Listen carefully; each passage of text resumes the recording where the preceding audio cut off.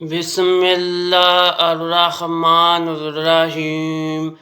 حضرت اسحاق علیہ السلام اپنے والد گرامی حضرت ابراہیم علیہ السلام کی ظاہری حیات طیبہ میں ہی 40 برس کی عمر میں رفقہ بنت بطوع سے شادی کر لی تھی۔ رفقہ بانجھ تھی۔ حضرت اسحاق علیہ السلام نے دعا کی تو اللہ نے آپ کو جربہ بچے عطا کیے۔ یہ دونوں لڑکے تھے۔ آپ نے بڑے لڑکے کا نام عیسو رکھا، جو کہ عرب میں عیس کے نام سے مشہور ہے، اور آپ ہی روم کے والد کہلاتے ہیں۔ دوسرے صاحبزادے جو کہ اپنے بھائی کے بالکل ہم شکل تھے، ان کا نام یعقوب رکھا، جن کی طرف بنو اسرائیل منسوب ہے۔ حضرت اسحاق علیہ السلام جب محروم و ضعیف ہو گئے تو آپ کی بینائی کمزور ہو گئی۔ ایک دن آپ نے اپنے بیٹے سے کھانا کھانے کی خواہش ظاہر کی اور حکم دیا کہ شکار کر کے لاؤ، اسے ذبح کرو اور میرے لیے کھانا بناؤ تاکہ میں تمہارے لیے برکت کی دعا کروں۔ عیس شکار کو چلے گئے تو آپ کی بیوی نے جلدی سے 2 عمدہ بکریوں کو ذبح کیا اور کھانا تیار کر کے حضرت یعقوب علیہ السلام کے ہاتھوں حضرت اسحاق علیہ السلام کو پیش کر دیا۔ رفقہ چاہتی تھی کہ باپ کی دعا حضرت یعقوب علیہ السلام کو مل جائے، چنانچہ حضرت اسحاق علیہ السلام نے کھانا تناول کیا اور یعقوب علیہ السلام کے لیے دعا فرمائی، یا رب العالمین، اسے اپنے بھائیوں میں قدر و منزلت کے اعتبار سے فوقیت عطا فرما اور اس کے قبائل اور نسل میں نبوت عطا فرما اور کثرت اولاد اور رزق سے مالا مال فرما۔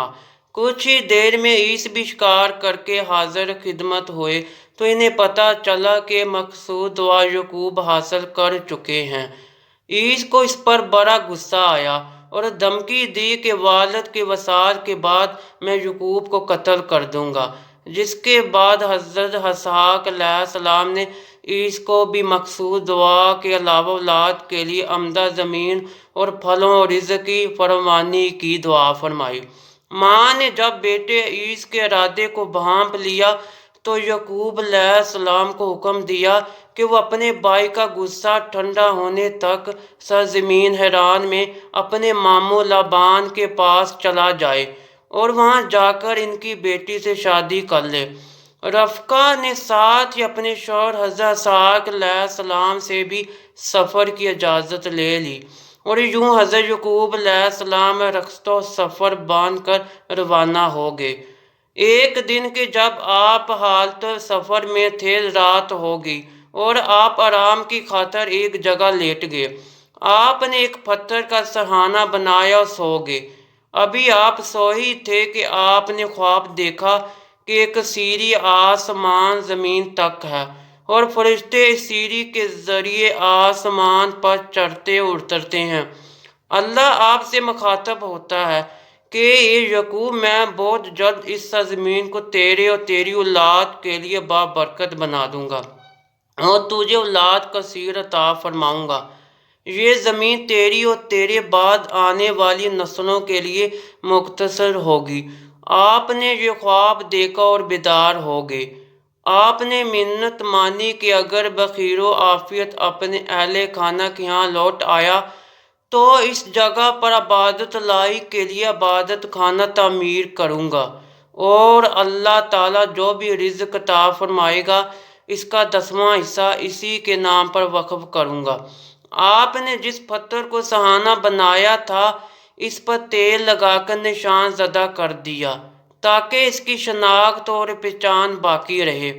امام ابن کثیر علیہ الرحمہ فرماتے ہیں کہ بیت المقدس عین اس جگہ تعمیر فرمایا گیا ہے جو کہ ہمارا قبلہ اول بھی ہے۔ چنانچہ آپ سفر کرتے ہوئے اپنے ماموں کے ہاں پہنچے۔ آپ کے ماموں کی 2 صاحبزادیاں تھیں، بڑی کا نام لیا اور چھوٹی کا نام راحیل تھا۔ راحیل اسم و جمال میں اپنا ثانی نہ رکھتی تھی، جبکہ لیا ظاہری بساط کا محض رکھتی تھی۔ آپ نے اپنی والدہ کا پیغام ماموں کو دیا اور فرمایا، آپ راحیل کی شادی میرے ساتھ کر دیں۔ آپ نے رحیل کا انتخاب اس لیے کیا کیونکہ ایک تو وہ حسن و جمال کا پیکر تھی اور دوسرا آپ کو وہ پہلی نظر میں ہی بلی محسوس ہوئی۔ آپ کے ماموں شادی کے لیے راضی تو ہو گئے مگر ساتھ ایک شرط عائد کر دی کہ پہلے 7 برس تک میری بکریاں چراؤ، پھر نکاح کی کوئی صورت بن سکتی ہے۔ آپ نے شرط قبول فرمائی اور یوں 7 سال تک آپ اپنے ماموں کی بکریوں کی پرورش کرتے رہے۔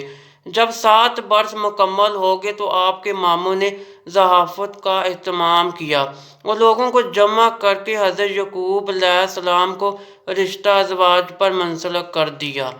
حضرت یعقوب علیہ السلام جب شب زفاف گزارنے کے لیے اپنی دلہن کے پاس گئے تو دیکھا کہ وہاں رحیل کی بجائے لیا تھی۔ یہ دیکھ کر آپ کو بہت صدمہ ہوا اور صبح اپنے ماموں سے شکایت کرنے لگے کہ آپ نے میرے ساتھ دھوکہ کیا ہے۔ میں نے آپ سے رحیل سے شادی کا کہا تھا مگر آپ نے لیا کو میرے ساتھ باندھ دیا ہے۔ ماموں نے کہا ہمارے ہاں یہ رواج نہیں کہ بڑی بیٹی کے ہوتے ہوئے چھوٹی بیاہ دی جائے۔ ہاں اگر تم چھوٹی سے شادی کرنا چاہتے ہو تو مزید 7 برس تک ہماری بکریاں چراؤ۔ حضرت یعقوب علیہ السلام نے منشائے الہی سمجھتے ہوئے مزید 7 سال بکریاں چرانے کا فیصلہ کیا۔ آپ نے 7 سال بعد جب نکاح کا مطالبہ کیا تو آپ کی شادی لیا کی چھوٹی بہن رحیل سے کر دی گئی۔ یہاں ایک بات ہم اپنے ناظرین کو بتاتے چلیں کہ حافظ ابن کثیر علیہ الرحمہ بیان کرتے ہیں کہ اس وقت 2 بہنوں کو نکاح میں لینا ان کے دین میں جائز تھا۔ بعد ازاں تورات شریف کی شریعت میں ہی اسے منسوخ کر دیا گیا۔ یوں حضرت یعقوب علیہ السلام نے رحیل سے شادی کرنے کے لیے 14 سال تک اپنے ماموں کے ہاں بکریاں چرانا قبول کیا۔ متعدد روایات میں ہے کہ آپ کی رحیل سے شادی تو ہو گئی مگر ان کے ہاں اولاد پیدا نہ ہوئی۔ آپ کے ماموں نے اپنی دونوں بیٹیوں کو ایک ایک باندی دی۔ لیا کو جو باندی دی گئی اس کا نام زلفا اور رحیل کو جو باندی دی گئی اس کا نام بلہا تھا۔ اللہ نے لیا کو ضعیف حسن و جمال کے فقدان کو اولاد کی نعمت سے پورا فرمایا اور لیا کو کئی بیٹوں سے نواز دیا، جبکہ رحیل جو حسن و جمال میں اپنی مثال آپ تھی ابھی تک اولاد کی نعمت سے محروم تھی۔ رحیل جب اپنی بڑی بہن لیا کی اولاد دیکھتی تو دل سے آہیں نکلتی۔ چنانچہ ایک دن آپ نے فیصلہ کیا کہ میں اپنی باندی بلہا اپنے شوہر یعقوب کو ہبہ کر دیتی ہوں، جو ان سے اولاد ہوگی اس سے اپنا دل بہلاؤں گی۔ آپ علیہ السلام نے باندی بلہا سے وطئی کی تو اس کے بطن سے یکے بعد دیگرے 2 بیٹے پیدا ہوئے۔ لیا کو یہ بات ایک آنکھ نہ بھائی اور اس نے بھی اپنی باندی حضرت یعقوب علیہ السلام کو ہبہ کر دی۔ رحیل کے لیے یہ عمل پہلے سے بھی زیادہ تکلیف دہ ثابت ہوا۔ محرومی اولاد کی وجہ سے آپ روزانہ اداس رہنے لگے۔ ایک دن آپ نے روتے گڑ گڑاتے ہوئے اللہ کے حضور فریاد کی کہ اے رب العالمین مجھے بھی بیٹے کی نعمت سے مالا مال کر دے۔ اللہ نے آپ کی فریاد سن لی اور یوں آپ کو ایک چاند سا بیٹا عطا کیا جو عظمت و شرافت کا پیکر اور حسن و جمال کا منبع، جنہیں دنیا یوسف علیہ السلام کے نام سے جانتی ہے۔ منقول ہے حضرت یعقوب علیہ السلام 20 سال تک اپنے ماموں کے ہاں بکریاں چراتے رہے اور جب حضرت یوسف علیہ السلام کی پیدائش ہوئی تو اس کے 1 یا 2 سال بعد وہاں سے اپنا کنبہ لے کر ہجرت کر گئے۔ دعا ہے اللہ کریم ہمارے دین اسلام پھیلانے کی اس کاوش کو اپنی پاک بارگاہ میں قبول فرمائے، آمین یا رب العالمین۔